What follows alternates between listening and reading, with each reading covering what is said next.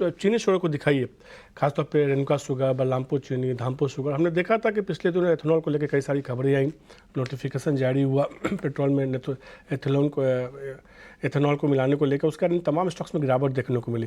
फिर थोड़ी और क्लैरिटी आई तो तेज़ी देखने को मिली। इस पूरे मुद्दे पे 12 दिसंबर को जो है शुगर इंडस्ट्री के लोगों ने पीएमओ के अधिकारियों से मुलाकात की, और उसमें क्या खास चर्चा हुई है यही बताने के लिए हमारे साथ मेरे सहयोगी समीर दीक्षित जुड़ चुके हैं। समीर, इस मीटिंग में क्या बड़ी चर्चा निकल कर सामने? शुगर इंडस्ट्री ने मंगलवार शाम यानी कि 12 दिसंबर को प्रधानमंत्री कार्यालय के वरिष्ठ अधिकारियों के साथ में एक अहम बैठक करी। बैठक थी एथेनॉल के मसले पर, और शुगर इंडस्ट्री ने पीएमओ ऑफिशियल से मिलने से पहले सेक्रेटरी से भी एथेनॉल के मसले पर बैठक की थी।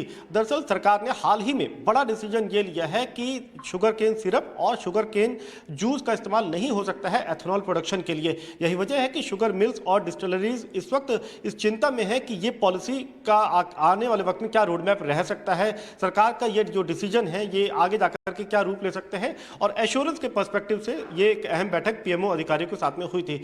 सूत्रों से ये पता चल रहा है कि शुगर इंडस्ट्री ने दो बड़ी बातें सामने रखी सरकार के।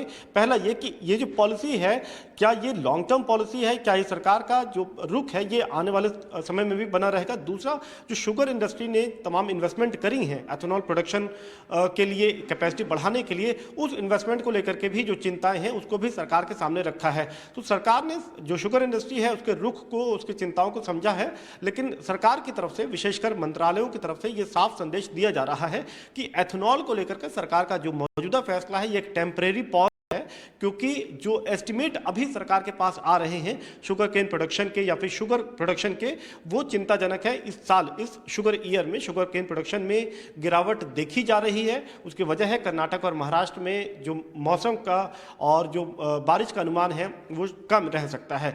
यही नहीं, जो शुगर प्रोडक्शन है वो भी, उसमें भी गिरावट हो सकती है। तकरीबन 320 से 330 LMT शुगर प्रोडक्शन का अनुमान सरकार लगा रही है। यही वजह है कि सरकार की कोशिश है, फोकस यह है कि सबसे पहले डोमेस्टिक कंजम्पशन और डोमेस्टिक अवेलेबिलिटी को इंश्योर किया जाए और उसके बाद ही आगे अन्य चीज़ों पर ध्यान दिया जाए। यही वजह है कि सरकार अपने इस फैसले के पीछे ये तर्क दे रही है और इस तरीके के टेम्परेरी पॉज को बता रही है। सरकार ने इंडस्ट्री को भरोसा दिया है कि ये जो फैसला है इसका हर महीने समीक्षा की जाएगी और फिर जैसी स्थिति होगी उसके हिसाब से अगला कदम उठाया जाएगा।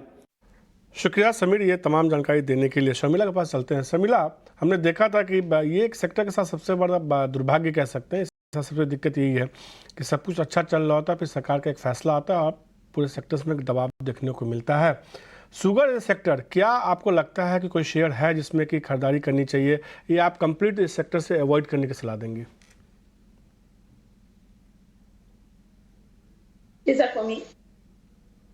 जी जी शर्मिला, आपसे सवाल।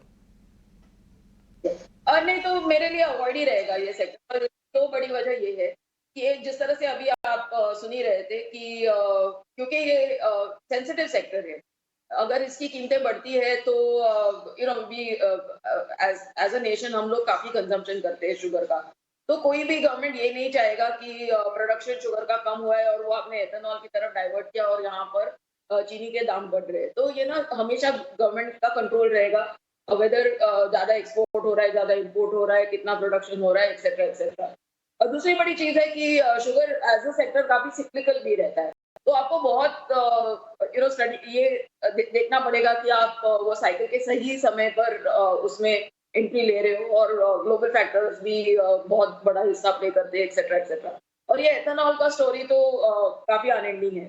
तो मुझे लगता है कि अगर आपको एथेनॉल प्ले करना है तो you buy a Praj industry, लेकिन मेरे लिए बाय एंड लार्ज ये सेक्टर एक अवॉइड ही है। शर्मिला को लगता है कहीं ना कहीं सेक्टर से दूर रहने में भलाई है और इस सेक्टर में आपको निवेश नहीं करना चाहिए, ऐसा शर्मिला मान के चल रही है।